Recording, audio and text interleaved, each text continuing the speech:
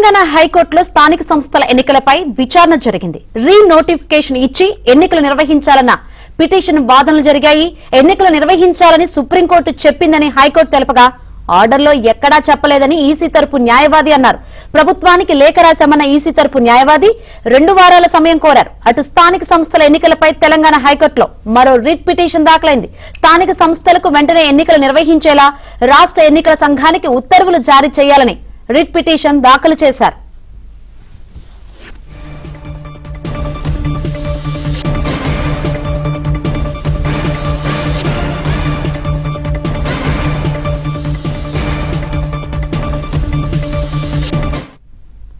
తెలంగాణ హైకోర్టులో స్థానిక సంస్థల ఎన్నికలపై విచారణ జరిగింది. హైకోర్టు ఏం చెప్పిందో తెలుసుకుందాం. మరిన్ని వివరాలు అందించేందుకు మా ప్రతినిధి శశి సిద్ధంగా ఉన్నారు. శశి, స్థానిక సంస్థల ఎన్నికలపై హైకోర్టులో రిట్ పిటిషన్ దాఖలైంది. స్థానిక సంస్థలకు సంబంధించినటువంటి ఎన్నికలు వెంటనే నిర్వహించాలంటూ, అలాగే రాష్ట్ర ప్రభుత్వానికి కూడా ఆదేశాలు ఇవ్వాలి, రాష్ట్ర ఎన్నికల సంఘానికి కూడా ఆదేశాలు ఇవ్వాలంటూ కూడా సురేంద్ర అనే వ్యక్తి ఈ రిట్ పిటిషన్ దాఖలు చేశారు. ఈ రిట్ పిటిషన్ ఈ రోజు విచారణకు వచ్చింది. హైకోర్టులో ఇదే అంశంపై ఈ రోజు విచారణ కూడా జరిగినటువంటి సందర్భం కనిపిస్తోంది. ప్రధానంగా గతంలో బీసీ రిజర్వేషన్ ను జీవో నంబర్ 9 ద్వారా 42% పెంచడంతో కొంతమంది పిటిషనర్లు హైకోర్టును ఆశ్రయించారు. దీంతో జీవో నంబర్ 9 మీద స్టే ఇచ్చింది హైకోర్టు. సో ఇదే నేపథ్యంలో కేవలం జీవో నంబర్ 9 ని మాత్రమే హైకోర్టు స్టే ఇచ్చింది కాబట్టి ఎన్నికలు నిర్వహించకూడదంటూ హైకోర్టు ఎక్కడా చెప్పలేదు, స్టే కూడా ఇవ్వలేదు. కాబట్టి ఎందుకు ఎన్నికల ప్రక్రియను ఆలస్యం చేస్తున్నారు, వెంటనే ఎన్నికలు నిర్వహించాలంటూ కూడా ఈ యొక్క పిటిషనర్ తనకు సంబంధించినటువంటి అంశాలను ప్రస్తావించారు. ఎన్నికలను వెంటనే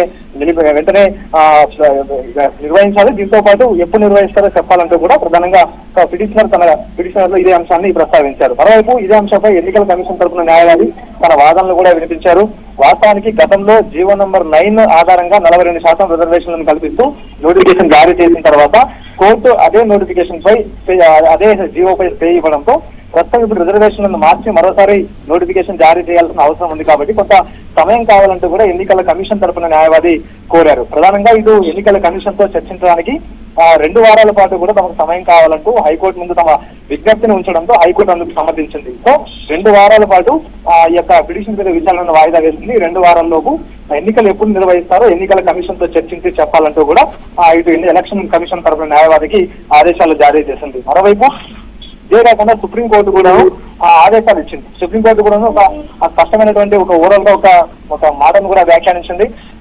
సుప్రీంకోర్టు కూడా ఎన్నికలకు వెళ్ళవచ్చు కదా, ఎందుకు ఎన్నికలు ఆలస్యం చేస్తారంటూ కూడా సుప్రీంకోర్టు కూడా తిరిగి ప్రశ్నించినటువంటి నేపథ్యంలో ఈ అంశాలను కూడా హైకోర్టు ముందు పిటిషనర్ తరపు న్యాయవాది వాదించారు. సో అన్ని అంశాలను పరిగణలోకి తీసుకున్నటువంటి న్యాయవాది ప్రధానంగా ఎన్నికలు ఎప్పుడు నిర్వహిస్తారో చెప్పాలి, ఆ తర్వాత ఎన్నికల కమిషన్ తో కూడా ఇదే విషయం చర్చించి తమకు చెప్పాలంటూ కూడా 2 వారాలకు ఈ పిటిషన్ వాయిదా వేశారు. Right, thank you.